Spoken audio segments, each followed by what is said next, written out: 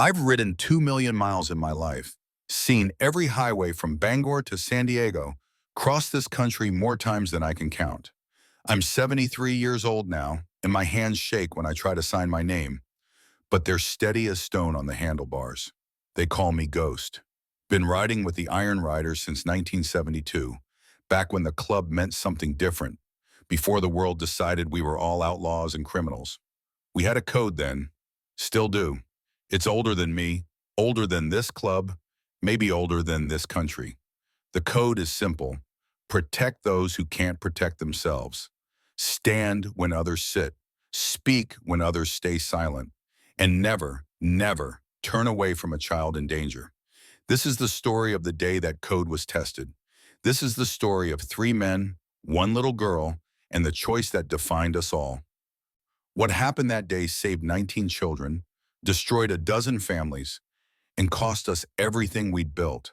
But we'd do it again, every single time. Some things are worth more than safety. Some promises outlive the men who make them. September, 3 years ago, Route 9, Oregon. The kind of morning where the sky stretches forever and the road hums beneath your wheels like a prayer. 4 of us riding in formation, the way we'd done for years. No one spoke through the helmet comms, didn't need to. After this many miles together, silence says more than words. Mason rode to my right, his cruiser steady as a freight train. 62 years old and built like he could still put a man through a wall. Former LAPD detective, 30 years on the force before the job broke something inside him that wouldn't heal. Buzzed gray hair, cop's eyes that still scanned every car we passed, looking for threats that existed only in memory now. He'd been divorced twice, estranged from his son Daniel for 8 years, joined the Iron Riders looking for something real, something that wouldn't betray him the way the badge had. Judge rode to my left, tall and dignified even on a motorcycle. Samuel Washington, 68, former Army JAG lawyer and military judge. Retired as a full colonel with more decorations than he ever talked about. Married to Martha for 41 years, 2 daughters through college, grandkids he adored. He joined the club 10 years back, said he needed to feel free again after 3 decades of military structure. The man could cite Supreme Court precedent from memory and fix a carburetor with equal skill. His salt and pepper beard was always perfectly trimmed, reading glasses on a chain around his neck even when we rode. Hawk brought up the rear, the youngest of us at 54. Michael Torres, compact and intense, Mexican-American with eyes that missed nothing and a grief he carried like stones in his pockets. Former high school principal who'd lost his job after physically stopping a parent from beating a child on school grounds. Lost his wife Iana to cancer 12 years ago, then lost his daughter Isabella to his own inability to function through that grief. She was 25 now, living in San Francisco, and she hadn't returned his calls in 13 years. He rode to outrun that particular ghost, but it always caught up at night. We were heading to Portland for the annual Iron Riders gathering. 51 years running this year. Hundreds of riders from across the West Coast, converging to remember brothers who'd ridden their last mile and celebrate those still rolling. I'd been to every single one since 1972. Missed my daughter's college graduation for the 30-year gathering. Clara never forgave me for that, but she understood. She always understood, Clara. Dead 5 years now, and the world still felt wrong without her. Married 48 years, 3 kids, 7 grandchildren. She tolerated the club, tolerated the long rides and the brotherhood I could never quite explain. Near the end, when the cancer had eaten through her defenses, she'd gripped my hand with surprising strength. Her voice came out barely a whisper. "Ray, promise me something." My throat closed. "Anything." She managed a small smile. "Keep riding, keep the code. Don't you dare sit in a chair and wait to die." I'd kept that promise. 5 years, and I hadn't missed a week on the road. Mason's voice crackled through the helmet comm. "Gas stop in 5 miles, my back screaming." I couldn't help the small smile. "Your back's been screaming since Reagan was president." Judge's measured tone followed. "Maggie's Diner is 15 miles past that. We should stop for lunch, give Mason's back a proper rest." Hawk's voice came quiet, distant. "Maggie still make that berry pie?" I thought about the last time we'd stopped there, 6 months ago.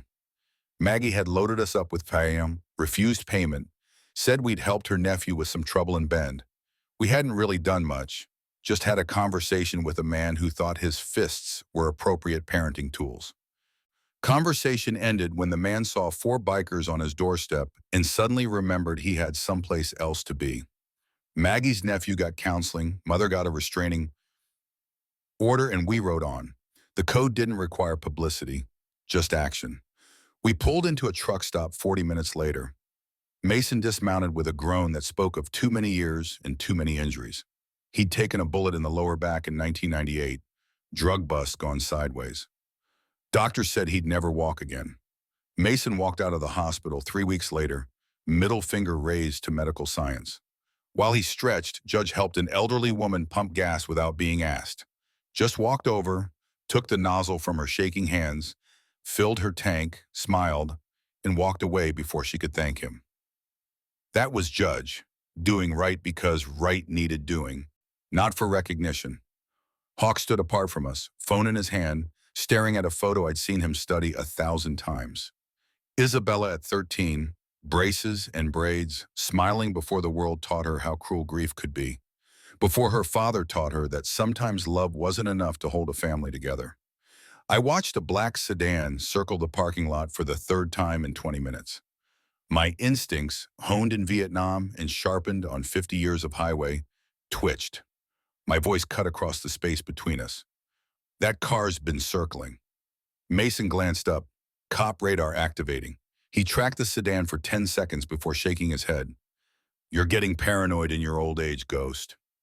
Maybe, or maybe paranoia was just pattern recognition trying to keep you alive. Hard to tell the difference after 7 decades. We mounted up, engines roaring to life with that particular thunder that makes your chest vibrate and reminds you that you're still breathing. The road opened up ahead of us, and we leaned into it. 15 miles later, Maggie's Diner appeared like an oasis, chrome and red vinyl, the kind of place that had survived 50 years by serving honest food to working people. The parking lot held 2 big rigs and a handful of cars. We pulled in, boots hitting gravel in near unison. The place smelled like coffee and pie, and something I couldn't name but recognize anyway. Comfort. Maggie stood behind the counter, 64 years old with gray hair in a bun and flour on her apron. Her husband Carl had dropped dead of a heart attack 8 years ago, leaving her with a diner and debt. She'd paid it off in 3 years through sheer stubborn work ethic and food that made people drive 20 miles out of their way. She lit up when she saw us. Well, if it isn't my favorite bunch of troublemakers. I slid into our usual booth, the one in the corner, where we could see both doors. Old habits. Maggie, you're looking beautiful as ever. She swatted at me with a menu. Flattery gets you nowhere, Ray McKenna, but I'll still feed you. The diner held 2 truckers nursing coffee. Frank Donovan, 58, divorced, hauling refrigerated goods across country. I'd seen him here before. And Dale Cooper, 52, grandfather of 5, lumber hauler with kind eyes and permanent sawdust in his beard. Maggie poured coffee without asking. We'd been stopping here long enough that she knew what we wanted before we did. You boys looking thin. Meatloaf special today. Stick to your ribs. Judge studied his menu even though he had ordered the same thing he always did. Maggie, has anyone ever told you that you're a national treasure? She laughed. My Carl used to. Said I should be in the Smithsonian. Mason's eyes scanned the diner habitually, cataloging exits and potential threats. 30 years of police work didn't just turn off. Black sedan was tailing us on Route 9, circled the truck stop 3 times. Judge sipped his coffee. You see threats everywhere, brother. Mason's jaw tightened. Kept me alive for 30 years, kept other people alive too. Silence fell. We all knew the weight behind those words. Mason carried ghosts like other men carried wallets. Close, constant, and too heavy for comfort. Frank the trucker twisted in his seat. You boys heading to Portland? I nodded. Annual gathering, 51 years running now. Dale let out a low whistle. 51 years. Hell, I've only been alive 49. Judge smiled, the kind that showed both amusement and the weight of time. You're making us feel ancient, young man. Conversation flowed easy. This was our ritual. Stop at Maggie's, eat food that reminded us of mothers and wives who'd cooked with love, trade stories with men who understood the road. It was ordinary. It was sacred. I looked at my watch. 1:46. We'd make Portland by 7 if we left by 3. Plenty of time to set up camp, catch up with brothers we hadn't seen since last year, tell lies about rides that had been half as exciting in reality. The cowbell above the door rang cheerfully, then shattered. The door didn't just open, it exploded inward with force that sent pieces of the bell scattering across linoleum like shrapnel. Time did that thing it does when your brain knows something terrible is happening, when every detail burns into memory with crystalline clarity. A little girl stumbled through the doorway. 9 years old maybe, Asian American small for her age, black hair tangled and matted with sweat, yellow sundress torn at the right shoulder, dirt streaked across her face and bare legs. Her feet were bare, bleeding from running on gravel or glass. She was breathing like she'd run miles. But it was her eyes that stopped my heart. I'd seen those eyes in Vietnam. That specific kind of terror that comes from knowing someone's hunting you. The fear that goes beyond immediate danger into existential dread. The understanding that the world contains monsters and one of them knows your name. Her lips moved, sound barely escaping. Please. Louder, desperate, breaking. Please, someone help. He's coming. The diner froze. Maggie dropped her coffee pot. It rolled across the counter, didn't break. Frank and Dale half stood from their booth. My 3 brothers went absolutely still beside me. That predator awareness that comes from years of knowing when violence is about to break loose. Hawk moved first. Chair scraping linoleum, he stood in one fluid motion, hands visible and open, so he wouldn't scare her more than she already was. His voice came low, calm, the kind of steady that makes panicked people breathe again. Who's coming, honey? The girl's eyes scanned the room with frantic precision. She was looking for something specific. Her gaze landed on our vests, on the Iron Riders patch with its stylized road disappearing into mountains. Something shifted in her expression. Not relief exactly, but recognition. Like she'd found what she was searching for. Her voice came stronger. Are you the Iron Riders? The question hit me like a fist. This child, running from something terrible, wasn't looking for just anyone. She was looking for us, specifically, deliberately. I stood, my knees protesting 60 years of riding, but my voice steady. We are, child. What do you need? She sucked in air like a drowning person breaking surface. My grandpa Henry said, he said if I was ever in real trouble and couldn't find him, to find you. He said Iron Riders protect people. The world tilted. Mason stepped forward carefully, cop instincts taking over. What was your grandpa's name? The girl wiped blood from her feet onto her already ruined dress. Henry Chen. He died last year. He had a vest like yours. He said you were his brothers. Henry Chen, Hank. God almighty, Hank. He'd ridden with us for 20 years before cancer took him. Quiet man, never raised his voice, but brave as they come. I'd seen him talk down 3 armed men outside a bar in Nevada. Nothing but calm words and steady eyes. He had one son, David, and an adopted granddaughter he loved more than breathing. Showed us pictures every time we stopped. Little girl with black hair and a smile that could light up a room. This little girl. My voice came out rougher than intended. Sophie, your name's Sophie. Hank showed us pictures. Surprise cut through her terror for half a second. You know me? I took one step closer, hands where she could see them. Your grandpa loved you very much, talked about you all the time, said you were the smartest kid in your whole school. Her eyes filled with tears. He said you'd help. He said you have a code. The weight of that statement settled over me like lead. Hank had known. Somehow, even dying, he'd known his granddaughter might need protection he couldn't give. So he'd given her us, passed down the code like inheritance, trusting we'd honor it. My throat tightened. Who's coming, sweetheart? She opened her mouth to answer. The door opened again. Arthur Whitmore walked in like he belonged there. 47 years old, pressed khakis, pale blue polo shirt, wire-rimmed glasses, sandy hair graying at the temples, styled with care, wedding ring gleaming on his left hand. Everything about him screamed trustworthy, educated, successful. He looked like every parent-teacher conference, every Little League coach, every youth pastor you'd ever trusted with your children. Relief flooded his face when he saw Sophie. So genuine it could have been real. Sophie, oh thank God. He turned to the room, spreading his hands in apologetic embarrassment. I'm so sorry for the disturbance. Sophie gets confused sometimes. She has episodes, runs off when she's overwhelmed. Sophie pressed herself against the counter, shaking her head violently.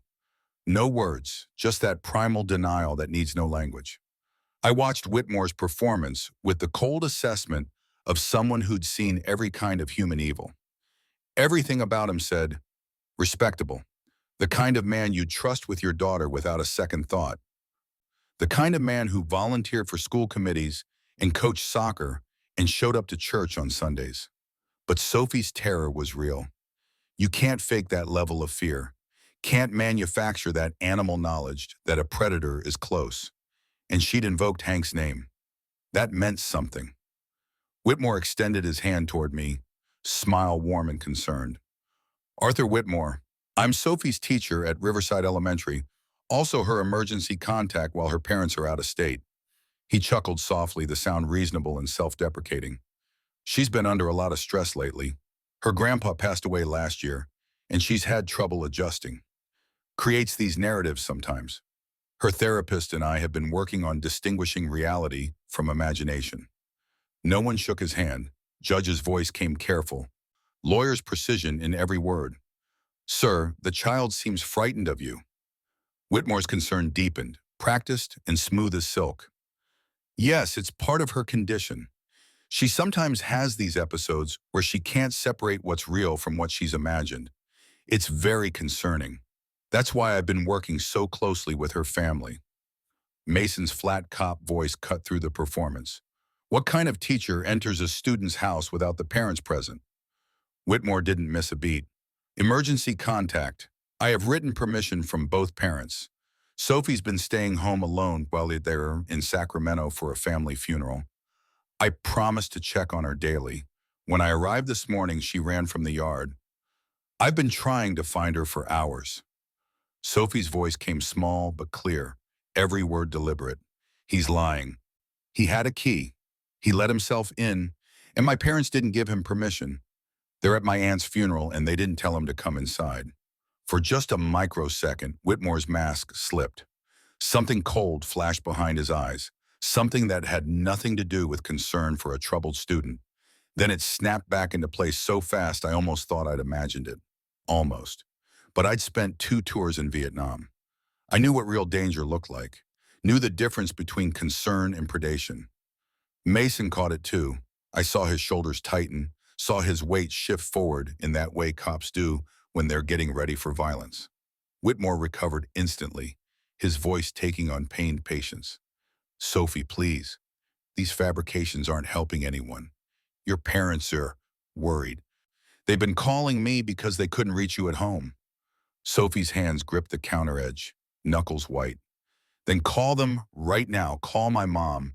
She'll tell you she didn't give you permission to come into our house. Whitmore hesitated. Just a beat. Just long enough to be wrong. Judge leaned forward, his military bearing making him seem 7 feet tall despite sitting down. That sounds like a reasonable suggestion, Mr. Whitmore. Let's call her parents right now and clear this up. Whitmore's hand moved toward his pocket, reaching for his phone. Sophie's voice cut through, gaining strength from somewhere deep. Before Grandpa Henry died, he told me something. We all stopped. The girl had our complete attention. She pushed away from the counter, standing straighter despite her bare bleeding feet and torn dress. He said there are bad men who look good. He said they hide in plain sight and people don't see them because they don't want to. Because it's easier to not see. Tears ran down her face, but her voice stayed steady. He said if I ever felt unsafe and he wasn't there to help, I should find his brothers, the Iron Riders, because they would know what real danger looked like. Because they wouldn't look away just because looking is hard. She met my eyes directly. Grandpa said you'd believe me even if nobody else did. Something broke open in my chest. Hank, you old bastard. You knew. You knew how cruel this world could be, and you gave your granddaughter a lifeline. You made us promise, even though we didn't know we were promising. The code was older than any of us, older than the club, older than the roads we rode. It was the thing that made us more than just men on motorcycles. It was the line between brotherhood and gang, between honor and chaos. And now it was being invoked by a 9-year-old girl who'd lost her grandfather and found monsters in his absence. I stood, feeling every one of my 73 years and none of them at the same time. When I spoke, my voice carried the weight of 5 decades on the road, of promises kept and codes honored. Mr. Whitmore, I think we're going to wait here until Sophie's parents can be reached directly, and until we're all satisfied that she's safe. Whitmore's carefully constructed expression cracked wider. You have no legal authority to detain me. This is harassment. Mason rose, his 6'2" frame and ex-cop presence filling the space between Whitmore and the door. And you've shown no identification, no proof you are who you say, so we're at an impasse. Hawk moved to the door in one smooth motion, casual, like he was just stretching his legs, but he was blocking the exit, and everyone in the room knew it. Judge pulled out his phone with deliberate calm. Maggie, what's the non-emergency number for the county sheriff? That's when Whitmore's mask dropped completely. What lived underneath was calculating, cold, and utterly devoid of the warmth he had been projecting. His eyes went flat, assessing us like we were obstacles in a video game. When he spoke, his voice had lost all its honey. You people have no idea what you're doing. Mason's smile was knife-thin. Pretty sure we do. I saw Whitmore's hand twitch toward his pocket again, and this time I moved. 73 or not, some reflexes never die. I covered the distance in 3 steps and caught his wrist before his hand cleared his waistband. His eyes met mine, and I saw murder there. Not heat-of-the-moment rage. Cold, calculated, the kind of killing that's planned and executed with precision. Mason was there instantly, his cop training overriding everything else. He pulled Whitmore's hand from his pocket, and what came out made the temperature in the diner plummet. A syringe, clear liquid, medical-grade needle, and zip ties. Not regular zip ties, the heavy-duty flex cuffs police use for a prisoner transport. Maggie's gasp cut through the silence. Mason held up the syringe to the light, cop eyes cataloging evidence. Ketamine, maybe Rohypnol, enough to knock out a child for hours. His voice went colder than I'd ever heard it. You want to explain why a school teacher carries horse tranquilizer and police-grade restraints, Mr. Whitmore? Whitmore lunged, fast, faster than a middle-aged teacher should move. He broke my grip with technique that spoke of training, martial arts maybe, something beyond what ordinary people learned. He got 2 steps toward the door before Hawk hit him. Hawk didn't tackle so much as intercept, turning Whitmore's momentum against him with precision that came from somewhere I'd never asked about. Whitmore went down hard, air exploding from his lungs. Hawk's knee found his spine, weight pinning him flat. Sophie collapsed against Maggie, finally safe enough to fall apart. Maggie wrapped her arms around the girl, maternal instinct overriding shock. Judge's voice shook with controlled rage, and Judge never shook. Maggie, call 911. Right now. Frank the trucker was already moving toward the door. I'll block the parking lot. Make sure nobody gets in or out. Dale followed him. I'll help. Mason knelt beside Whitmore, careful not to touch the syringe still in his hand. Years of evidence handling kicked in. These aren't regular zip ties. They're police-grade flex cuffs. He looked up at Whitmore, and I saw every case Mason had ever failed reflected in his eyes. Every child he couldn't save. Every report that went nowhere. Every time the system protected monsters instead of victims. Who are you? Really? Whitmore's face was pressed against the linoleum, but when he spoke, I heard satisfaction in his voice. Triumph, even restrained and caught. I'm a school teacher, a volunteer, a man the community trusts. And when this is over, when your little show trial is done, I'll still be that man. He managed to turn his head just enough to make eye contact with Sophie. Because people believe what they want to believe. Sophie's voice came stronger than it had any right to be, and I heard Hank in her somewhere, that same quiet steel. Tell them about Maya. Tell them about Emma. Tell them about the storage unit. Whitmore's smile froze. Judge moved fast for a man his age, crossing to Sophie and kneeling to her level. Sophie, what are you talking about? The girl's breath came ragged, adrenaline and terror and relief all mixing together. My best friend Maya? Maya Hernandez. She disappeared 3 months ago. Everyone said her family moved back to Mexico, but I saw her mom at the grocery store. She was crying, putting up missing person flyers. Sophie wiped tears from her face with the back of her hand. Maya used to tell me Mr. Whitmore was helping her with reading after school, giving her rides home. Then she disappeared. Maggie had her phone out, hands shaking. I heard her speak to dispatch, words tumbling out about a child in danger, about a man with drugs and restraints, about a situation at her diner that needed immediate response. Sophie kept talking, words pouring out now that someone was listening. There was another girl too, Emma Rodriguez. She was in foster care. Mr. Whitmore was her mentor through the school program. She disappeared 2 months ago. They said she got moved to a different foster home, but she didn't. I know she didn't. Judge's voice gentled, decades of courtroom experience helping him guide testimony. Sophie, how do you know this? The girl reached into her torn dress pocket and pulled out a key. Brass? Ordinary, except for the label attached with a small butterfly sticker. The kind of sticker a 9-year-old girl would choose. This fell out of Mr. Whitmore's pocket during our class 6 weeks ago. He didn't notice. I took it. She held it up, and I could see the label clearly. Secure Store Number 47, Highway 9 Storage. Sophie's voice dropped to a whisper. The butterfly sticker. That was Maya's favorite. She put them on everything. Her notebooks, her backpack, her pencil case. Her eyes met mine, and I saw Hank in her face. Saw his quiet strength, his refusal to look away from hard truths. I know where they are. I know Maya's alive. Please, you have to check the storage unit. Whitmore thrashed under Hawk's weight, voice rising to a shout. This is absurd. The fantasies of a grief-stricken child. I'll sue every one of you. I'll have your club shut down. Mason's hand clamped over Whitmore's mouth, not gentle. Save it for your lawyer. Sirens wailed in the distance, growing closer. I knelt beside Sophie, my old knees protesting but my voice steady. Sophie, your grandpa was one of the best men I ever knew. He wouldn't have told you to find us unless he trusted us completely with your life. I took her small hand in my weathered one. We believe you, every word, and we're going to make sure you're safe. I give you my word on your grandfather's memory.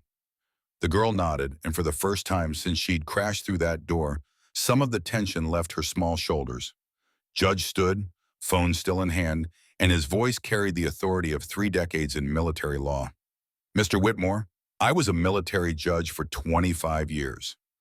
I've seen hundreds of defendants, thousands of cases. He moved closer, and Whitmore's eyes tracked him.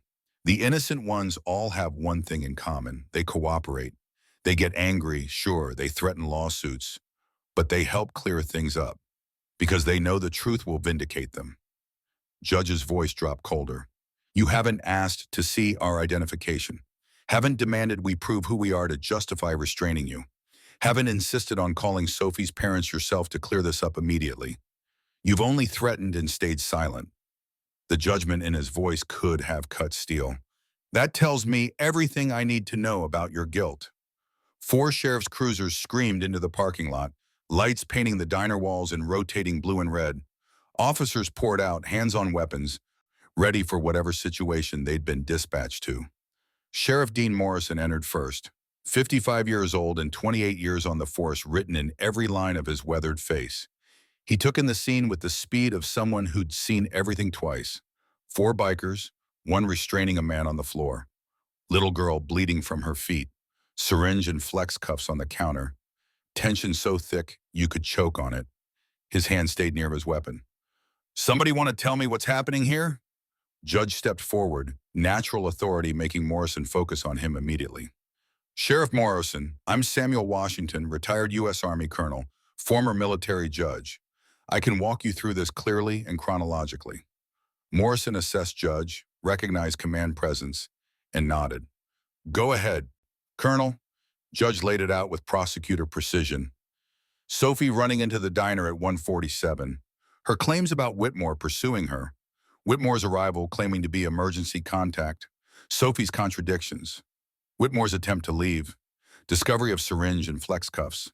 Sophie's testimony about missing children. The key to Storage Unit 47. Our decision to detain pending law enforcement.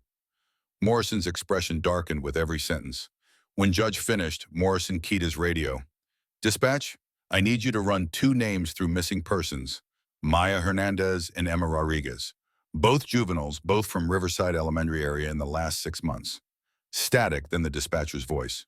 Sheriff, we have active cases on both. Maya Hernandez, age 9, missing 3 months. Parents are Luis and Carmen Hernandez. Emma Rodriguez, age 8, missing 2 months from foster care. Both cases still open with active investigations. Morrison looked at Whitmore, and everything about his demeanor shifted. The professional distance disappeared, replaced by something personal and cold. Stand him up. Hawk hauled Whitmore to his feet, not gentle about it. Morrison cuffed him personally, each click of metal deliberate. Arthur Whitmore, you're under arrest for kidnapping, possession of controlled substances, possession of restraints with intent, child endangerment, and about 15 other charges I'm going to remember in the next hour. Whitmore's voice came out strangled. I want my lawyer. I'm not saying another word. And when this is over, you'll all pay for this. Every single one of you. A deputy's voice crackled over the radio, urgent. Sheriff, I'm at Highway 9 storage on that tip. Owner cut the lock on Unit 47 for us. I'm hearing, Sheriff, there's someone inside. Sounds like a child crying. The diner went absolutely silent. Even Whitmore stopped struggling. Morrison's command voice cut through. Go in now. Get EMTs rolling. We waited. 30 seconds that felt like 30 years. Sophie gripped Maggie's hands so hard her knuckles went white. The radio crackled again, and the deputy's voice broke. Sheriff, we've got her. Maya Hernandez. She's alive. Dehydrated, traumatized. But alive. EMTs are on scene. Sophie's sob tore through me. Maya, I knew it. I knew she was alive. Morrison looked at Whitmore with open contempt. Get him out of here. If he opens his mouth again, I don't want to hear it. As deputies dragged Whitmore toward the door, he twisted back, looking at the 4 of us with hatred so pure it was almost tangible. This isn't over. You have no idea what you've done. There are others, more important than me, and they'll remember your faces. The threat hung in the air long after the door closed behind him. Morrison took our statements one by one. Professional, thorough, but I could see the gratitude behind his cop face. When he got to me, I gave him the facts clean and simple. Times, actions, observations. 50 years of life had taught me how to talk to law enforcement. When I finished, Morrison set down his pen. Mr. McKenna, off the record, thank you. That little girl would be in Unit 48 by now if you hadn't been here. I thought about Hank, dying in a hospital bed, giving his granddaughter a lifeline he'd never know she'd need. We just honored a promise to a brother. That's the code. Morrison studied our vests, the Iron Riders patch. I've heard of you, the club. Some of my deputies think you're trouble. Mason snorted. Some deputies are idiots. Morrison's lips twitched toward a smile. Can't argue with that, he sobered. The syringe is going to forensics, but preliminary field tests suggest ketamine, enough to knock a child out for 6 to 8 hours. The flex cuffs are police grade, not available to civilians. Judge leaned forward, which means Whitmore has a source in law enforcement. Morrison's jaw tightened. Or he is law enforcement. We're checking. The implications settled over us like ash. If Whitmore was a cop, or had cops protecting him, this went deeper than one teacher with a syringe. 2 hours later, an EMT van pulled up. Maya Hernandez came out on a stretcher, small and fragile, IV in her arm. Her parents arrived minutes later, her mother's wails audible from the parking lot. They fell on their daughter with the desperate relief of people who'd been living in hell and suddenly found heaven still existed. Sophie watched through the window, tears streaming down her face. She's okay. Maya's okay. Jessica Chen burst through the door at that moment, 42 years old and running like the world was ending. Sophie? Oh my God, Sophie! She crosses the diner in seconds and grabbed her daughter, pulling her close with desperate strength. Sophie dissolved into size, finally safe enough to completely fall apart. A man followed Jessica in, same age, Korean features tight with stress. David Chen, Hank's son. I'd met him twice at Iron Riders gatherings when Hank was alive. He held his wife and daughter, tears streaming down his own face. When Sophie could finally speak, she pointed at us. They saved me, Dad. Grandpa was right. The Iron Riders helped me when nobody else could. David looked at us, struggling for words. Finally, he crossed the diner and extended his hand. My father, Henry, he talked about you, about the code. I didn't really understand. I shook his hand, gripping firm. Your father was a good man, one of the best. He gave Sophie the tools to save herself. We just stood in the way for a few minutes. Jessica wiped her eyes, looked at the four of us. You stood when you could have walked away. That's everything. Judge's voice came quiet. Ma'am, it's what we do. What we've always done. Morrison pulled me aside as the Chen family prepared to leave with victim advocates. Mr. McKenna, forensics is at the storage unit. Early reports are bad. My stomach clenched. How bad? Morrison's face aged 10 years in front of me. Besides Maya, we found camping equipment set up for long-term captivity, clothing from multiple children, different sizes. A laptop with files we're just starting to go through, and photographs. He stopped, and I saw his hands shake slightly. Preliminary count is 19 children documented, 19. The number hit like a fist. How many still missing? Morrison's voice came hollow. We're still counting.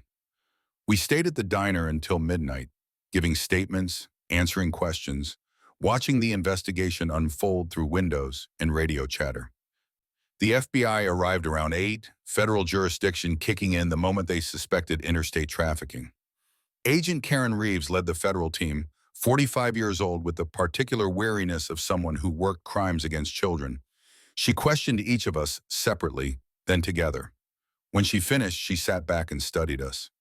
You know the defense is going to claim you coerced Sophie's testimony, that you intimidated Whitmore, that you had no right to detain him. Mason's cop voice came flat. Let them claim what they want. Truth is truth. Reeves smiled grimly. Yeah, it is. And we've got diner security footage that tells the whole story. She paused. We also found something on Whitmore's laptop. Encrypted messaging. He wasn't working alone. The bottom dropped out of my stomach. Network? Reeves nodded, exhaustion showing. Group chat, 6 members total. Code names, teacher, coach, counselor, doctor, deputy, deacon. Operating across Oregon, Washington, and Idaho. Judge went absolutely still. How many victims? Reeves's voice cracked slightly. Database on the laptop shows 27 children. Some recovered, some still missing, some... She didn't finish. Didn't need to. She pulled out a printed screenshot, showed us a message dated 2 weeks ago. This one's for you. The message read, Teacher, be careful. Heard Iron Riders are in your area. They've interfered before in Washington. Recommend moving operations soon. The implications crashed down. They knew about us, about the club, about times we'd stepped in before, which meant we'd hurt them before, which meant they'd want revenge. Morrison came back in around 11, looking like he'd aged a decade. The Chen family is secured in protective custody. Maya's parents, too. FBI's offering you protection. I shook my head. We're not hiding.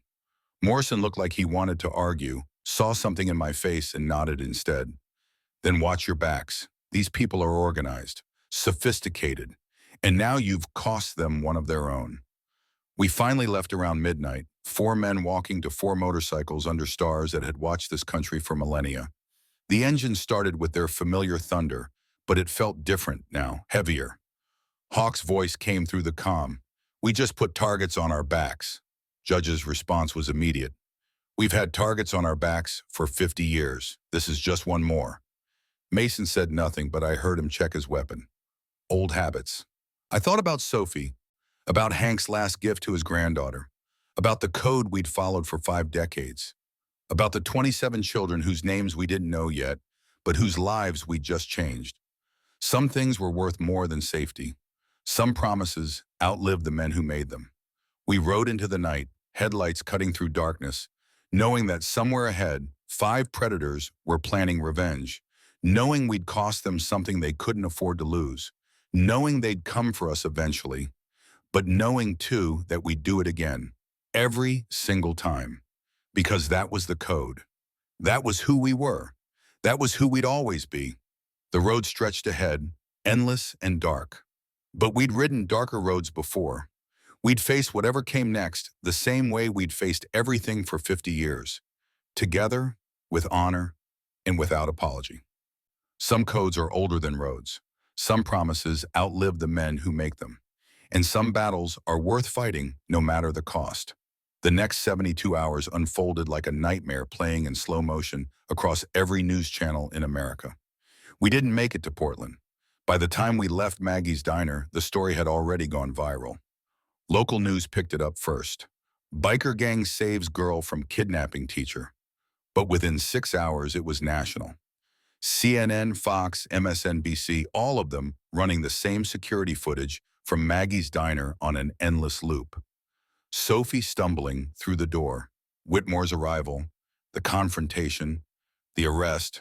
My phone started ringing around 3 in the morning.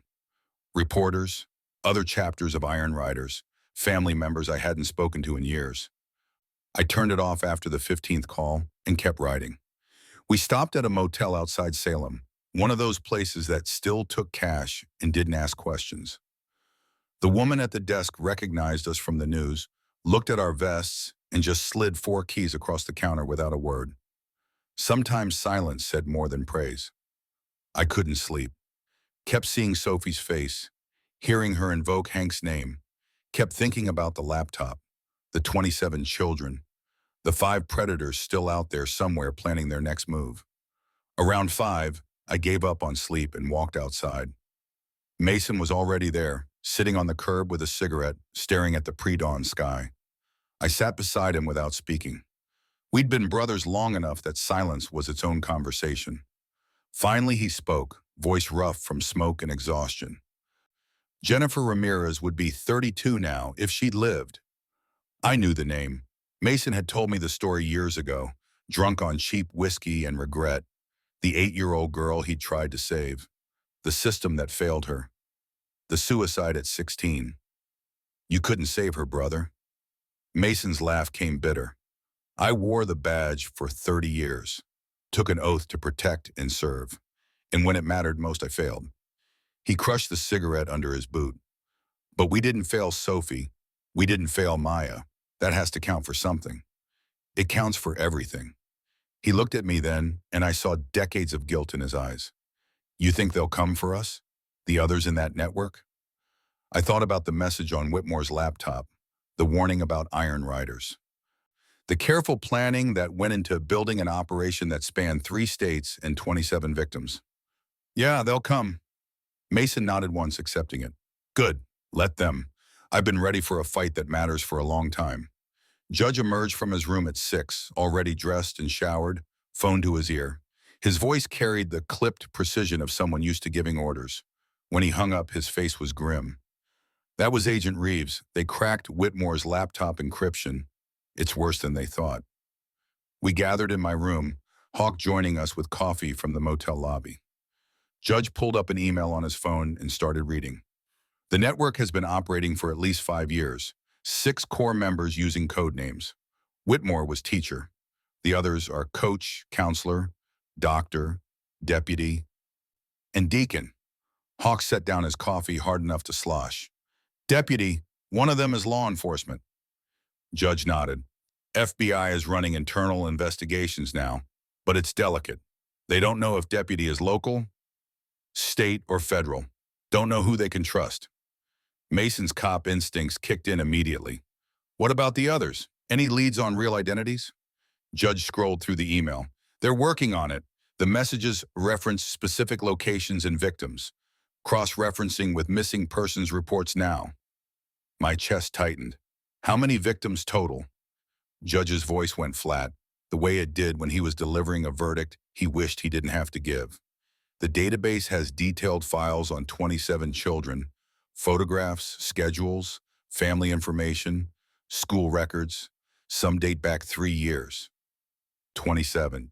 27 children who'd been cataloged like hunting trophies. 27 families destroyed while these monsters traded advice and congratulations. I thought about Sophie's courage, about her grandfather's last gift, about how close she'd come to being number 28. What do they need from us? Judge met my eyes. Nothing officially. We're witnesses, not investigators. But Reeves said they'd appreciate any information we might have about other incidents, times we've interfered before. The implications settled over the room. If we'd crossed paths with this network before without knowing it, there might be patterns, connections we hadn't recognized. Mason stood and started pacing, thinking.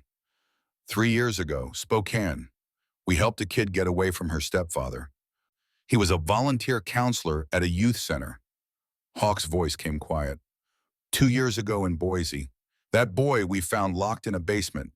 His mentor from Big Brothers Big Sisters. Judge was already typing on his phone. I'll send the details to Reeves, dates, locations, names if we remember them.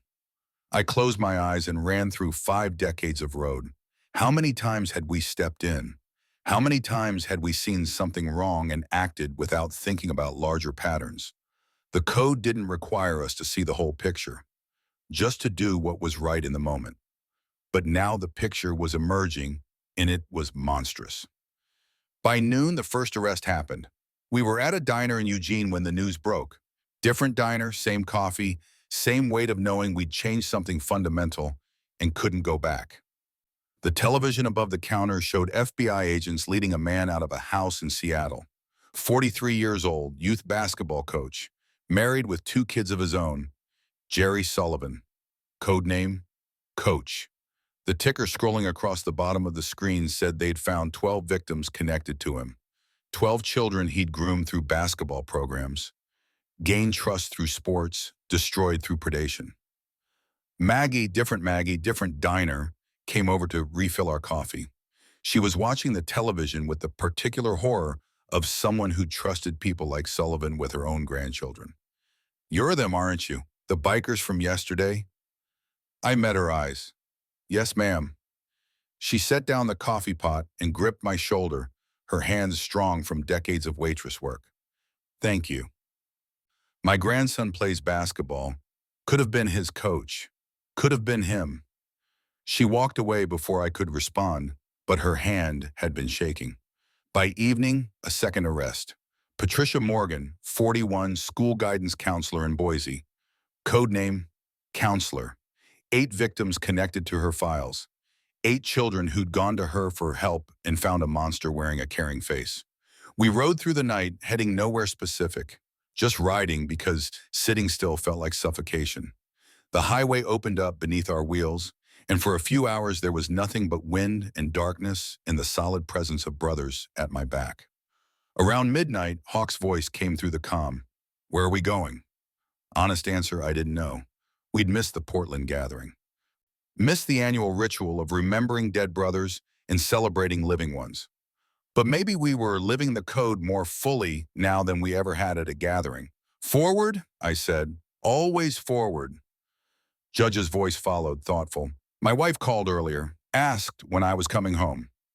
Martha, I'd met her a dozen times over the years. Strong woman, intelligent, with a backbone of steel and a heart that had weathered 41 years of military life.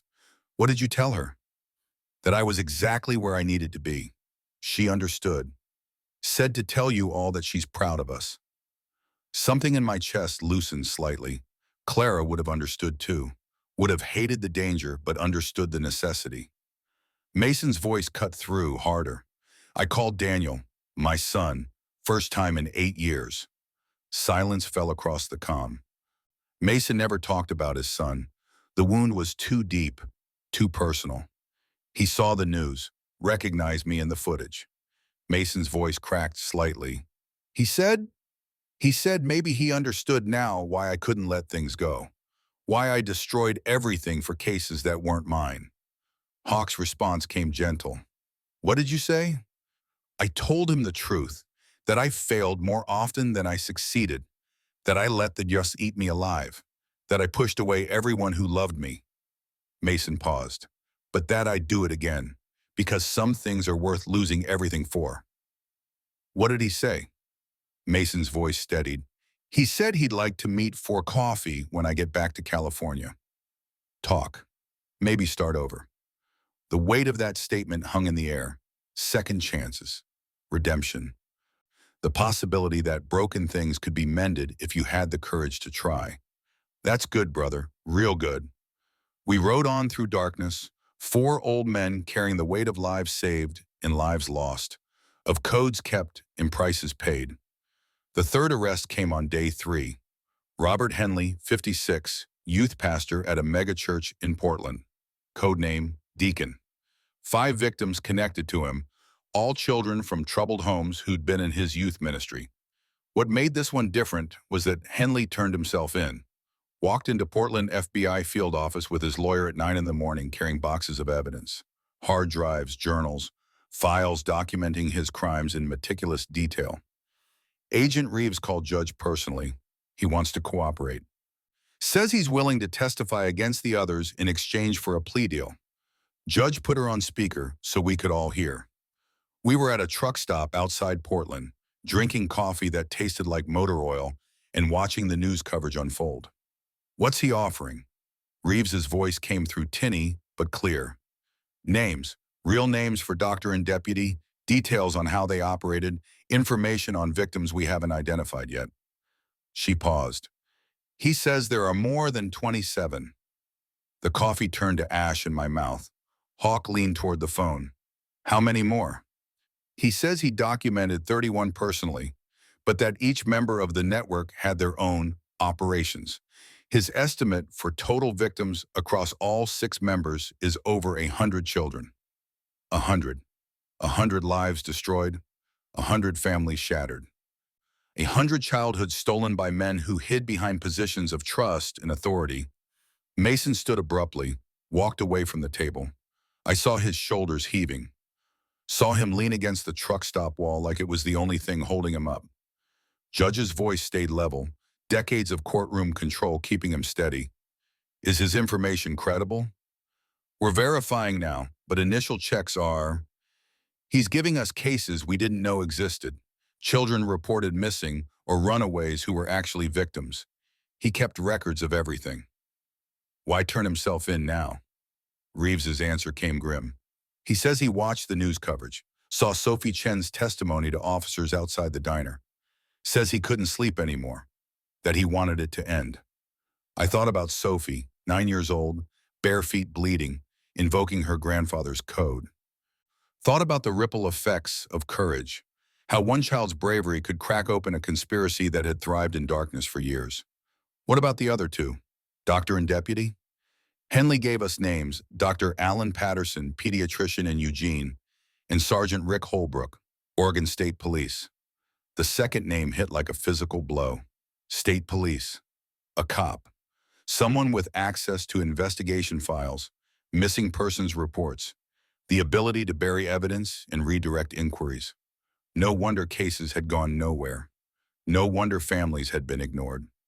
Judge's voice went colder than I'd ever heard it. When are you moving on them? Simultaneous raids happening right now as we speak. We drove to Eugene, didn't discuss it, didn't vote on it, just knew we needed to see it happen. Needed to witness the endgame of what Sophie's courage had started. Dr. Alan Patterson's house was in a quiet suburban neighborhood, the kind of place where people mowed their lawns on Saturday and waved to neighbors, where no one suspected that the friendly pediatrician 3 doors down was a monster. FBI had the street blocked off by the time we arrived. We parked our bikes 2 blocks away and walked closer, staying behind the police tape with other onlookers. Agents swarmed the house in tactical gear, and 10 minutes later, they brought Patterson out. 52 years old, gray hair, wearing a golf shirt and khakis. He had 2 suitcases in his garage, packed and ready to run. $200,000 in cash. False identification. He'd been planning to disappear. A woman stood in the doorway, mid-40s, sobbing. Patterson's wife. Two teenagers behind her looking shell-shocked. His children. They hadn't known. I could see it in their faces. The complete devastation of discovering that the person you loved most was someone you'd never really known at all. Hawk watched them with particular intensity, and I knew he was thinking about Isabella, about secrets and lies and how families shattered when truth came out. The second raid at Sergeant Holbrook's house turned into a standoff. He barricaded himself inside with enough weapons to start a small war. SWAT surrounded the place, negotiators trying to talk him out peacefully. It took 4 hours of him ranting about persecution, about being set up, about how he dedicated his life to law enforcement, and this was his reward. Never once did he mention the children. Never once did he show remorse for the lives he'd helped destroy. When they finally brought him out in cuffs, he was still shouting, "You've got nothing! This is harassment! I'll sue every single one of you!" Morrison was there, part of the operation since Holbrook was Oregon State Police. I saw the sheriff's face as they loaded Holbrook into a cruiser, saw the betrayal and rage. One of their own. Someone who was supposed to protect people. Morrison caught sight of us standing behind the tape and walked over. His eyes were red-rimmed, exhausted. Holbrook buried 14 investigations. 14. Families came to police for help, and he made sure nothing happened. Filed reports in wrong databases, lost evidence, intimidated victims. Judge's voice came quiet. How long? 5 years that we can prove. Maybe longer. 5 years of being the fox guarding the henhouse. 5 years of using his badge to protect predators instead of children. Morrison looked at our vests, at the Iron Riders patch. You know what the worst part is?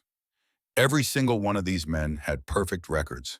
Volunteers, coaches, teachers, pillars of their communities. People trusted them. Mason's voice came rough. That's how predators work. They don't look like monsters. They look like everyone else. Morrison nodded slowly. I've been doing this job for 28 years. I thought I could spot the bad ones. Thought I had instincts. He shook his head. But you four spotted Whitmore in under 5 minutes. How? I thought about Sophie's terror, about the way Whitmore's mask had slipped, about decades of seeing every kind of human evil. We listened to a child. You'd be surprised how often that's all it takes. The arrests made national news for a week straight, every channel running profiles of the 6 men, of their victims, of the network they'd built in plain sight. Public reaction split hard. Most people expressed horror, praised law enforcement, and the 4 bikers who saved a little girl. But some questioned whether we'd taken justice into our own hands, whether we'd had the right to detain Whitmore, whether our involvement had somehow tainted the case. Defense attorneys started building their strategies publicly, testing messages through media. Gerald Banks, Whitmore's lawyer, went on television and called us vigilantes, said his client had been intimidated and assaulted, said the whole case was fruit from a poison tree. Judge watched the interview with professional detachment, 40 years of legal experience letting him see the strategy. He's trying to create reasonable doubt, make the jury wonder if we coerced Sophie's testimony. Hawk paced the motel room like a caged animal. We saved her life. We found Maya alive. How is that poisoning anything? Because the law cares about procedure as much as truth, sometimes more. Judge's voice carried the weight of too many cases where justice and law hadn't aligned. But they've got Sophie's testimony, the syringe, the flex cuffs, the storage unit, forensic evidence from the laptop. Even if they throw out everything we did, the case still stands. Mason stared at the television where Banks was still talking. I've seen guilty men walk on technicalities, seen lawyers twist truth until it looked like lies and lies looked like truth. I've seen the system fail more times than I can count. His fist clenched, but not this time. Not with 27 kids. Not with all that evidence. I wanted to believe him, wanted to have faith that truth would prevail, that justice would be served. But I'd lived 73 years. I'd seen too much to believe in certainties. All we could do was wait for trial and hope that Sophie's courage would be enough. 2 weeks after the arrest, we received a package at the Iron Riders Clubhouse in Sacramento. No return address, local postmark. Mason opened it carefully, old cop instincts making him cautious. Inside was a single sheet of paper with a typed message. You took something from us. We'll take something from you. This isn't over. The network remembers. No signature, no specific threats, just a promise of retribution. Morrison took it seriously, ran forensics, but found nothing useful. Generic printer paper, common ink, no fingerprints. Mailed from a public post box in Portland. Agent Reeves called it harassment meant to intimidate. Said all 6 network members were in custody now, that we were safe. But the message mentioned the network as if it were bigger than 6 men, as if there were others we hadn't found yet. I thought about Henley's testimony, about his estimate of over 100 victims across all members. Thought about 5 years of sophisticated operations spanning 3 states. 6 men couldn't have done all that alone. They needed support systems. People who looked the other way, maybe people who participated. The investigation was still unfolding, still revealing new horrors every day. But somewhere out there, someone connected to those 6 men was watching, planning, waiting. Mason started carrying his weapon everywhere again. Not paranoid, prepared. There was a difference. Judge had Martha and his daughters go stay with family out of state, just for a few weeks, until things settled. Hawk called Isabella for the first time in 13 years, left a voicemail. It's your father. I know you don't want to talk to me. I understand, but I need you to be careful for a while. Please, I'll explain everything when I can. She didn't call back, but 2 days later he got a text. One word. Okay. It was more than he'd had in 13 years. 4 months passed. Fall turned to winter. The news cycle moved on to other tragedies, other stories. But the legal machinery ground forward with inexorable momentum. Grand juries indicted all 6 men on multiple counts: kidnapping, child endangerment, trafficking, conspiracy, possession of child exploitation materials. The charges ran pages long. Whitmore's trial was scheduled first, set for January. The others would follow. Prosecutors wanted to use Whitmore as a test case, establish the pattern, then roll the convictions into the other trials. Sophie Chen spent those 4 months in therapy. Dr. Michelle Santos, child trauma specialist, worked with her twice a week. Jessica called Judge periodically with updates. Sophie was having nightmares, was afraid of male teachers, was struggling with guilt over not speaking up sooner about Maya. But she was also healing, slowly. Art therapy helped. She drew pictures of her grandfather Henry, of the 4 of us, of Maya recovering in the hospital. One drawing showed 4 motorcycles and one small figure standing between them in a shadow. Above it, in careful letters, heroes. Jessica sent us a photo of that drawing. I kept it folded in my vest pocket, next to my wallet, in the photo of Clara I'd carried for 48 years. Maya Hernandez was in intensive therapy too. 3 months of captivity had left deep scars, but her family surrounded her with love, and slowly she was finding her way back. Emma Rodriguez, recovered from a second storage unit in Washington, was in foster care with a family who understood trauma. She had a long road ahead. Of the 27 victims in Whitmore's database, 19 were recovered alive. 8 were still missing, presumed dead. Investigations continued. Henley's testimony led to 17 additional victims being identified. Children who'd been listed as runaways or family abductions, cases that had gone cold because Deputy Holbrook had buried them. The final count kept growing.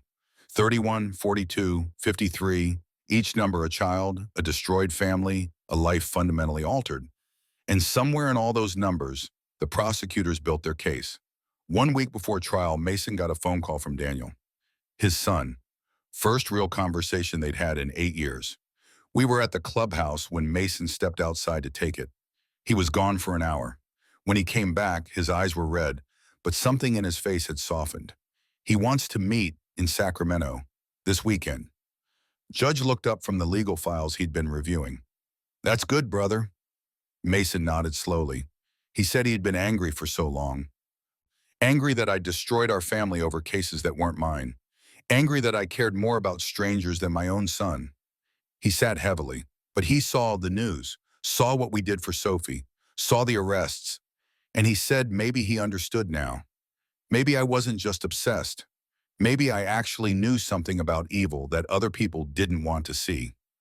Hawk's voice came quiet. You meeting him? Saturday. Coffee, he said, just to talk. No expectations. Just talk. The weight of that hung in the air. Second chances were rare. Precious. Not to be wasted. You should go. This is important. Mason met my eyes. Trial starts Monday. I'm supposed to testify Tuesday. You'll make it back. We'll make sure of it. Saturday came cold and gray, threatening rain. Mason rode out alone, heading to Sacramento and a coffee shop where his son would be waiting, where 8 years of silence might start to heal.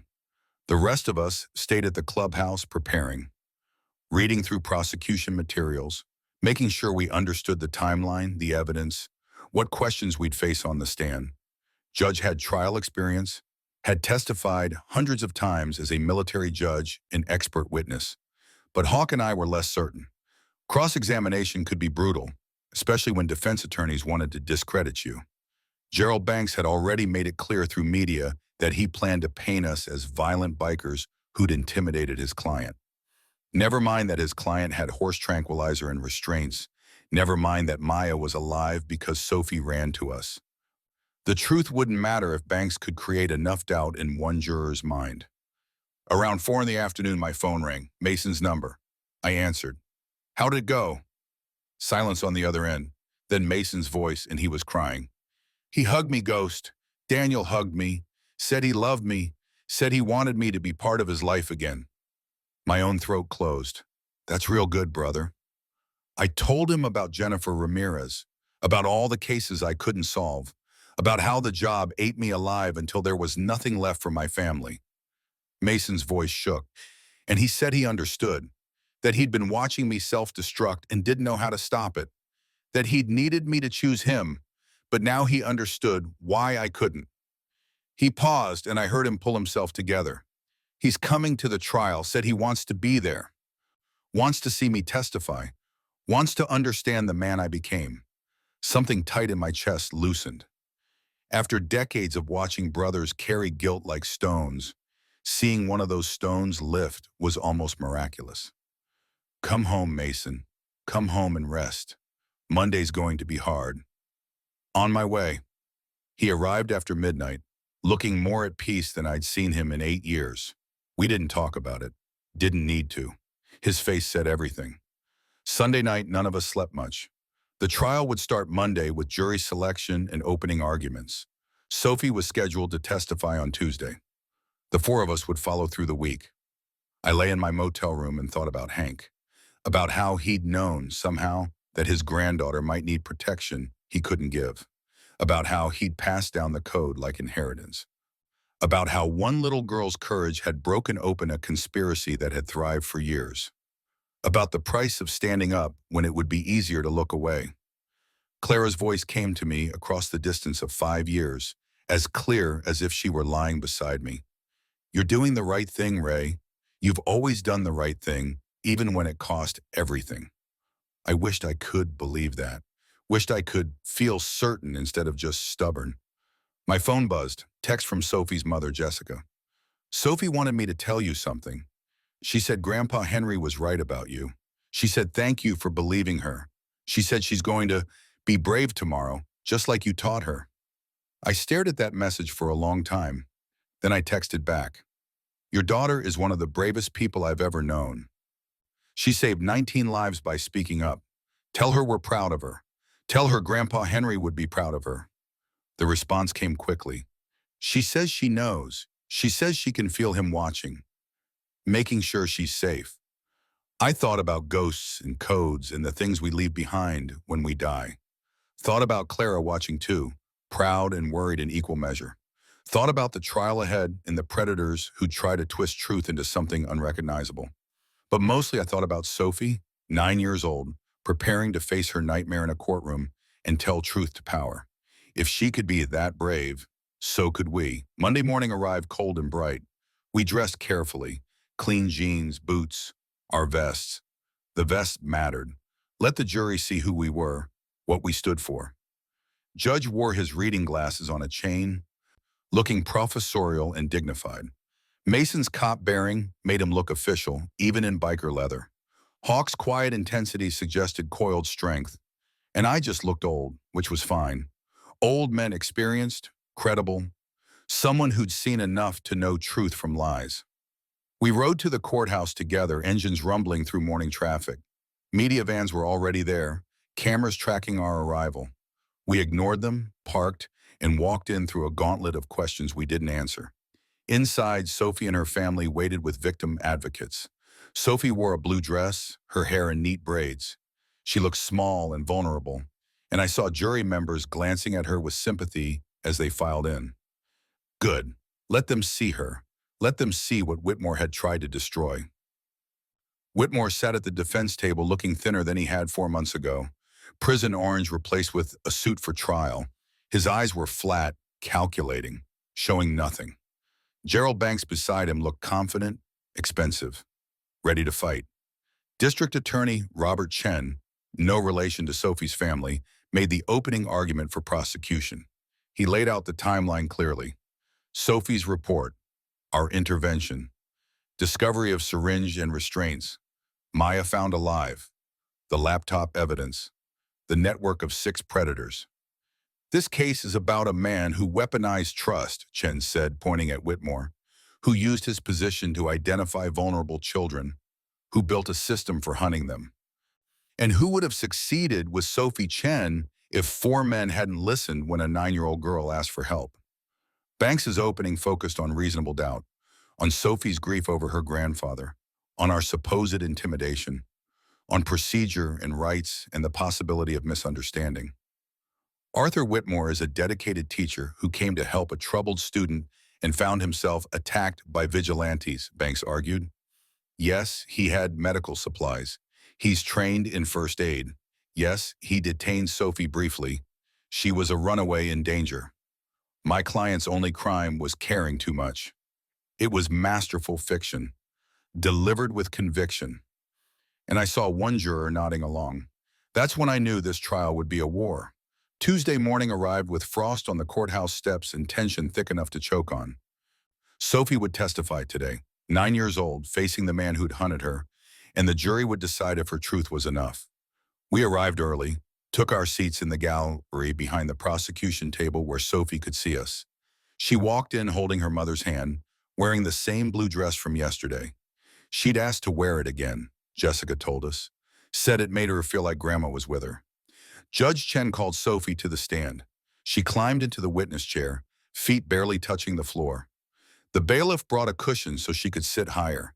It made her look even smaller. Chen's voice gentled in a way I hadn't heard during opening arguments.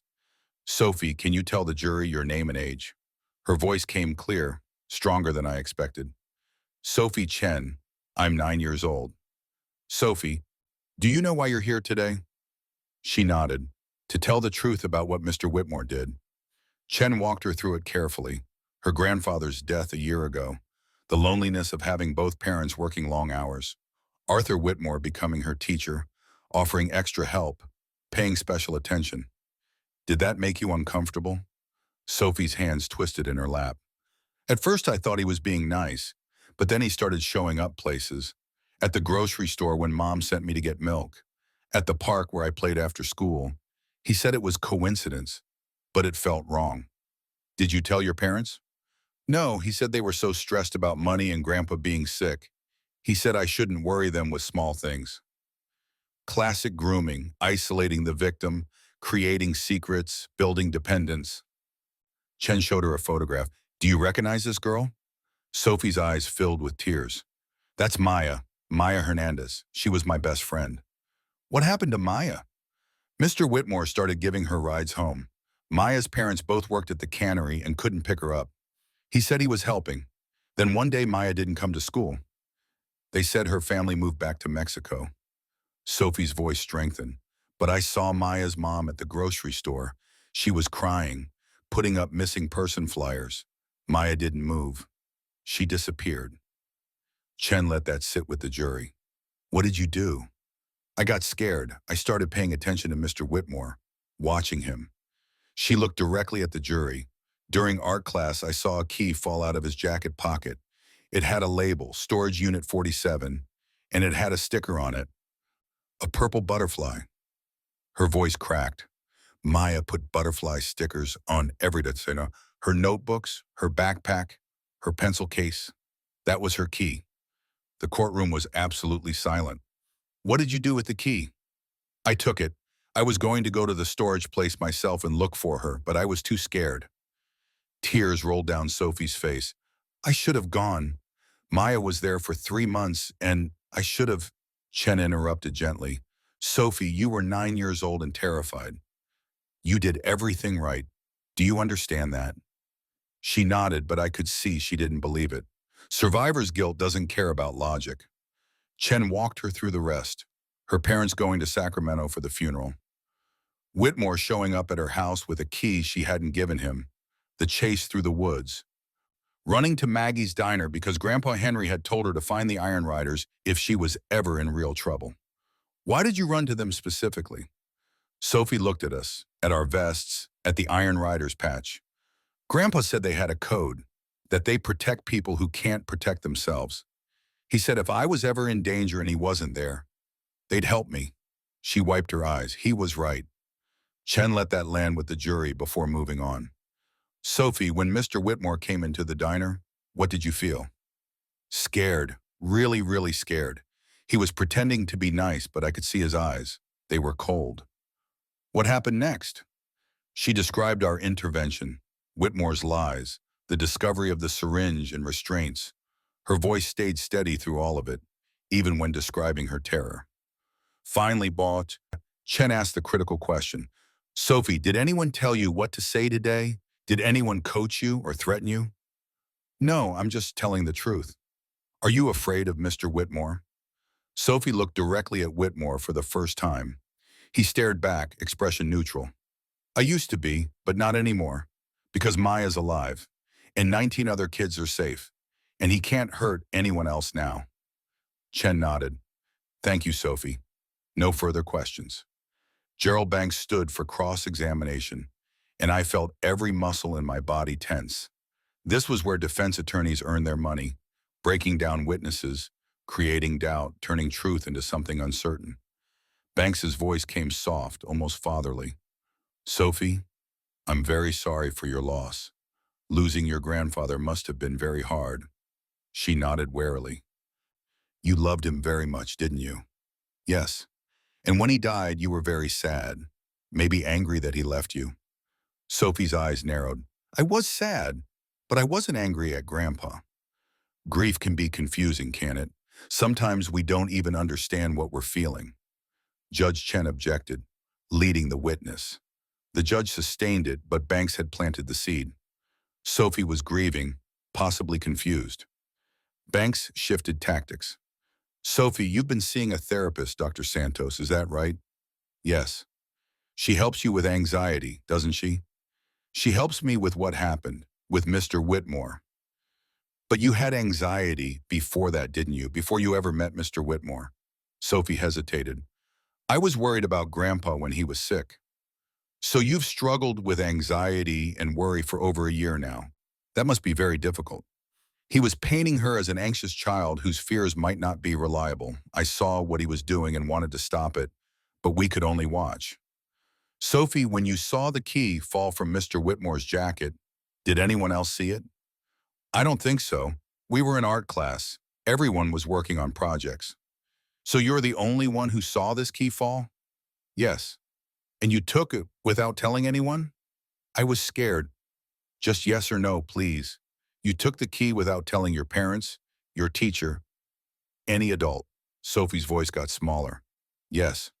And you held on to it for 6 weeks, correct? 6 weeks where you suspected your best friend might be in danger, but you didn't tell anyone. Judge Chen shot to his feet. Objection, argumentative, and asked and answered. Sustained, but the damage was done. Banks had made Sophie look either unreliable or complicit in not acting sooner. Banks moved to the diner incident. When you ran into Maggie's diner, you specifically looked for the Iron Riders, correct? Yes, Grandpa said, just yes or no. You were looking for them specifically? Yes. You saw their vests and ran to them? Yes. Now, Sophie, these are big men, bikers, covered in leather. Most children would be frightened of them, wouldn't they? Grandpa said they were good. But you'd never met them before, had you? No, but so you ran away from your teacher, a man you'd known for months, and straight to four complete strangers wearing biker vests. Does that seem like the action of a rational, frightened child? I wanted to stand up and shout that we'd been Hank's brothers, that Sophie had every reason to trust us.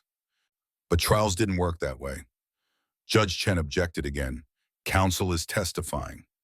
Sustained, but Banks had created the image he wanted, Sophie making irrational choices based on grief and confusion. He wrapped up quickly after that. Sophie, I'm not saying you're lying. I'm suggesting you might be confused. That grief and fear might have made you see danger where there was only kindness. That's possible, isn't it? Sophie looked at him with Hank's steel in her eyes. No, I know what I saw. I know what he did. Maya was in that storage unit for 3 months. That's not confusion. That's real. Banks smiled sadly, like he pitied her delusion. No further questions. Sophie climbed down from the stand and walked back to her mother. Jessica wrapped her in a hug, and I saw Sophie's shoulders shaking with silent sobs. She'd been incredible. Strong and clear and truthful. But Banks had done his job. He'd planted doubt. I testified Wednesday afternoon. Banks tried the same tactics. Painted me as a vigilante, questioned my dishonorable discharge. Suggested I'd seen what I wanted to see because I was looking for a fight. I kept my answers simple and direct. Sophie was terrified, genuinely terrified. I've seen combat. I've seen every kind of fear. That child's fear was real. But you didn't know Mr. Whitmore, did you? You made assumptions based on seeing him for 5 minutes. I made assessments based on 50 years of reading people. And I was right. Banks tried to rattle me, but I'd been interrogated by Viet Cong. A defense attorney in a suit wasn't going to break me. Mason testified Thursday. Banks went hard after his forced retirement, tried to paint him as bitter and obsessed. You were forced out of LAPD for assaulting a civilian, weren't you? Mason's voice came flat. I broke the jaw of a man who'd been sexually abusing his stepdaughter for 8 years. The system failed that girl. I didn't regret it then. I don't regret it now. So you have a history of taking justice into your own hands? I have a history of protecting children when no one else will. Banks tried to get him to admit he'd been looking for a fight, that he'd wanted to play hero, but Mason had faced down drug dealers and gang members. He didn't intimidate easily. Judge testified Friday with the precision of someone who'd spent 30 years in military court. Every answer was measured, clear, unassailable. Banks barely cross-examined him, knowing he wouldn't break a federal judge. Hawk testified last, and Banks tried to use his firing from the principal job against him. You lost your position for physically assaulting a parent, correct? Hawk's intensity filled the courtroom. I stopped a parent from beating his child on school grounds. I was fired for it, but that child is alive and safe today because I stepped in. So you also have a pattern of physical intervention? I have a pattern of not standing by while children are hurt. Banks kept pushing, but Hawk's conviction was unshakable. He'd failed his own daughter, and that guilt drove him to save every other child he could. That truth came through in every word. The prosecution rested its case Friday afternoon with forensic evidence, FBI testimony about the laptop and network, and Maya Hernandez's video testimony. Maya was still too traumatized to appear in person, but her recorded statement was devastating. She described 3 months in darkness, Whitmore bringing food and water, but otherwise leaving her alone. She described her terror, her certainty she would die there, her prayers that someone would find her. Then I heard voices, police voices, and someone was cutting the lock.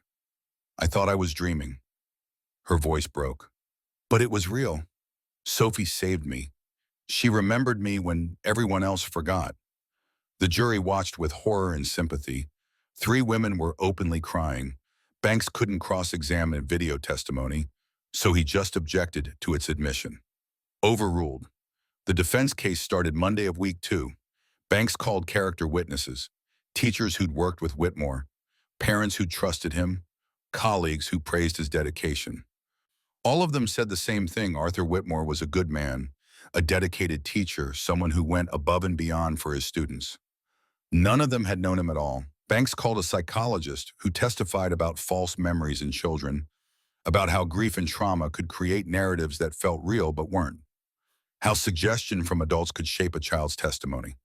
Judge Chen tore into that on cross-examination, getting the psychologist to admit she'd never evaluated Sophie, never reviewed the physical evidence, never seen the storage unit or the laptop files.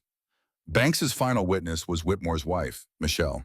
She testified through tears that her husband was innocent, that he dedicated his life to helping children, that this was all a terrible misunderstanding. She genuinely believed it. I could see it in her face and she'd lived with a monster for 20 years and never seen it because she hadn't wanted to. Banks rested without calling Whitmore to testify. Too risky. The man would have been destroyed on cross-examination. Closing arguments happened Tuesday. Judge Chen laid out the evidence methodically: the syringe, the restraints, the key with Maya's butterfly sticker, the laptop files, the storage unit, Maya's rescue. The defense wants you to believe this is all coincidence, that Arthur Whitmore just happened to have horse tranquilizer and police restraints, that he just happened to rent a storage unit where a missing child was found, that 27 children's files on his laptop are somehow explainable. Chen pointed at Whitmore. This man is a predator who hid behind a teacher's desk. He hunted children for years. And he would still be hunting them if a 9-year-old girl hadn't been brave enough to run, smart enough to remember her grandfather's advice, and strong enough to speak up when it mattered most. He looked at the jury. Sophie Chen saved 19 lives by telling the truth. Don't let Arthur Whitmore's lies erase that truth. Banks's closing focused on reasonable doubt, on Sophie's grief and anxiety, on our supposed intimidation, on the possibility, however slim, that this was all a tragic misunderstanding. The prosecution wants you to destroy a man's life based on the confused testimony of a grieving child and the aggressive intervention of 4 bikers looking for a fight. Banks's voice rang with false conviction. But this is America. We don't convict people based on possibilities and assumptions. We require proof beyond reasonable doubt. He gestured to Whitmore. Is it possible Arthur Whitmore is guilty of these horrible crimes? Yes, but is it proven beyond any doubt? Look at the evidence honestly. Look at the gaps. Look at the questions. And if you have doubt, any doubt, you must acquit. It was masterful. Dishonest, but masterful. The jury got the case Wednesday morning with instructions that took 2 hours to read. Then they filed out to deliberate. We waited. Jury deliberation is torture.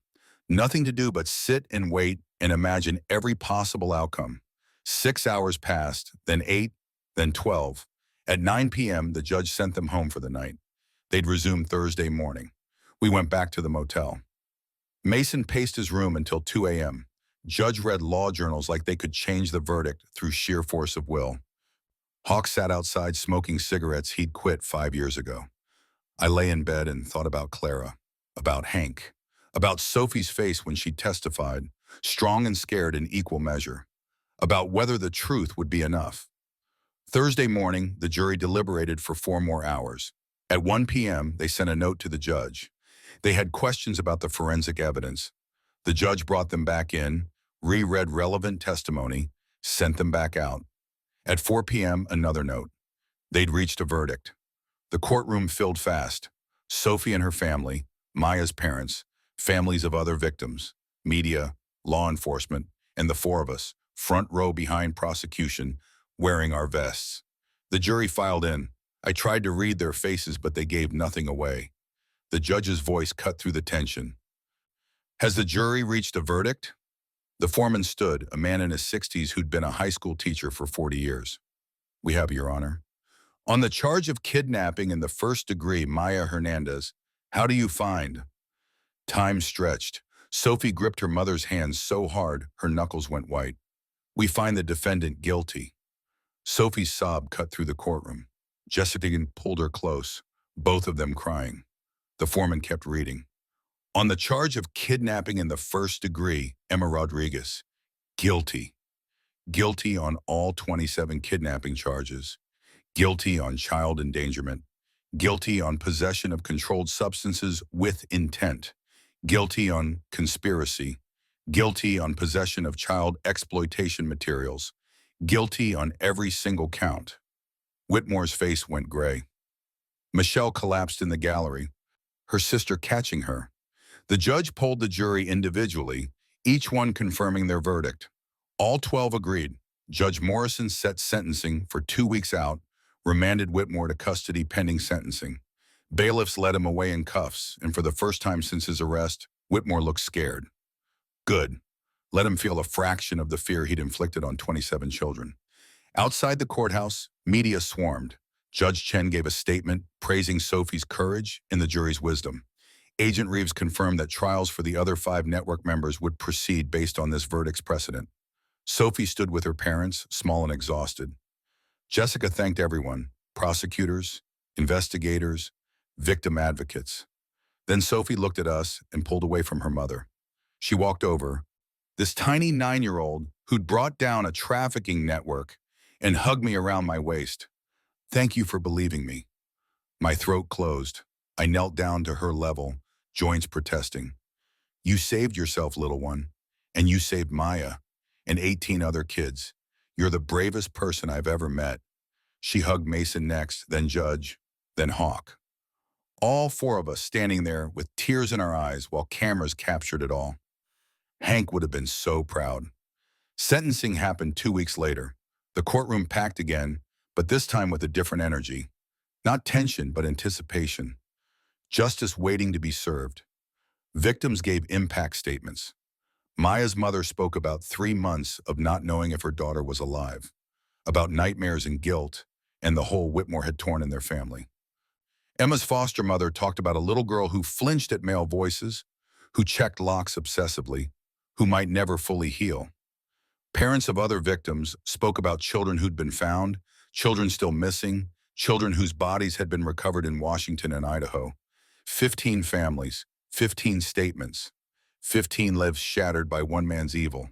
Sophie didn't speak. She was in the gallery with her parents, listening. Jessica had asked prosecutors not to make her testify again. She'd done enough. Finally, Judge Morrison asked if Whitmore wanted to speak before sentencing. He stood, and for a moment I thought he might apologize, might show some fragment of remorse. Instead, he looked at the families and smiled. You think this changes anything? There are others. They're still out there, still operating. And they'll remember everyone who testified against me. It was a threat, blatant and cold. Judge Morrison's face went hard. Mr. Whitmore, I've been on the bench for 32 years. I've sentenced murderers, rapists, and every kind of criminal you can imagine. But I've never encountered someone as fundamentally broken as you. She looked at the sentencing guidelines, then at Whitmore. This court sentences you to 18 consecutive life sentences without possibility of parole. You will die in prison, Mr. Whitmore, and that is more mercy than you showed any of your victims.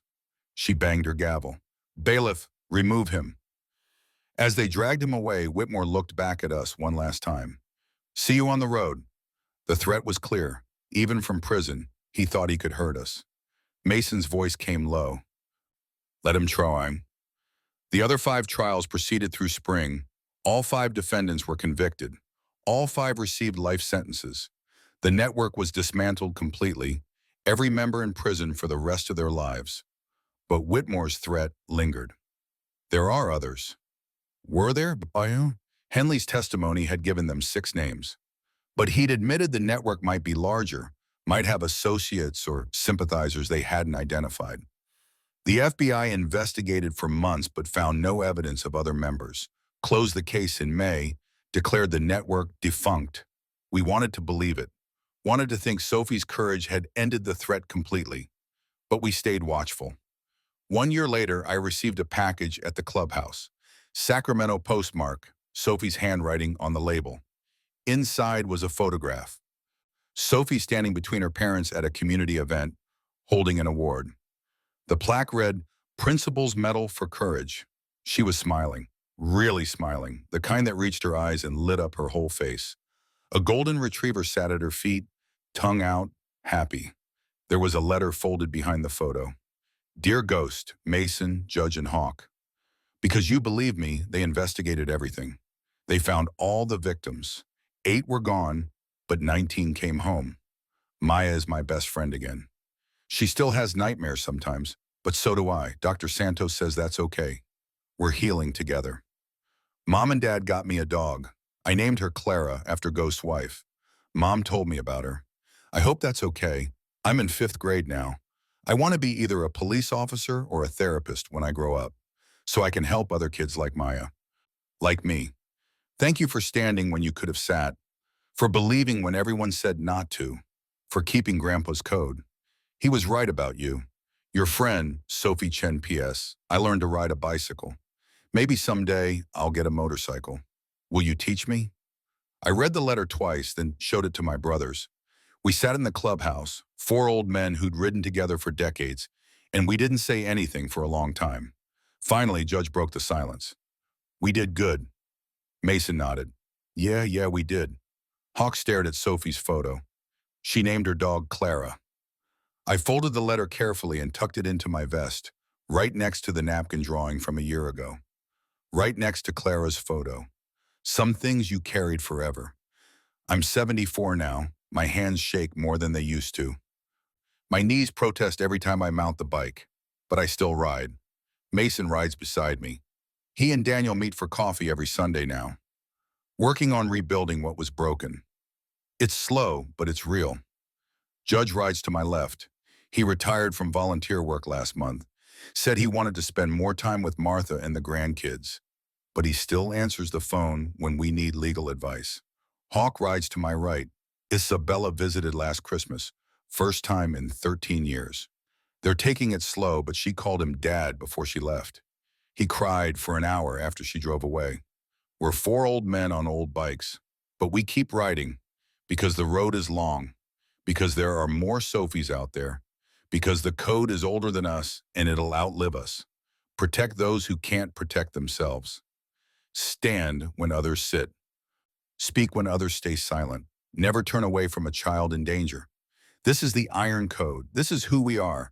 This is who we'll always be. My phone buzzes as we're gassing up outside Bend. Unknown number, text message. There's a shelter downtown. Says his foster father is coming for him tonight. Police won't listen. He saw your story on the news. Asked for Iron Riders by name, please. I show the phone to my brothers. No words needed. We mount up. Engines roar to life with that familiar thunder that says we're still here, still fighting, still refusing to look away. Mason checks his GPS. Shelter's 15 minutes if we push it. Judge's voice comes steady. Then let's ride. Hawk's already moving toward his bike. That boy's counting on us. I think about Sophie, about Hank, about Clara's last words to me. Keep riding. Keep the code. I think about a scared child waiting in a shelter, hoping that the heroes from the news story are real. We are real, and we're coming. The 4 of us pull onto the highway, riding into the setting sun. The road stretches ahead, endless and certain. Somewhere at the end of it, a child is waiting, and we will not fail him, because the road has no end. But every mile matters, every child matters, and somewhere ahead, there's always someone waiting. Someone who needs to know that heroes are real, that codes still mean something, that even when the world fails, someone will stand. We ride on, always forward, always ready, because the Iron Code demands it, and we will never, ever break our code. The miles stretch ahead, full of unknown tomorrows. But for now, in this moment, 4 riders move through the world carrying proof that heroes come in all sizes, that courage can be found in the smallest hearts, and that sometimes the most important thing a person can do is simply refuse to look away. The road called. We answered.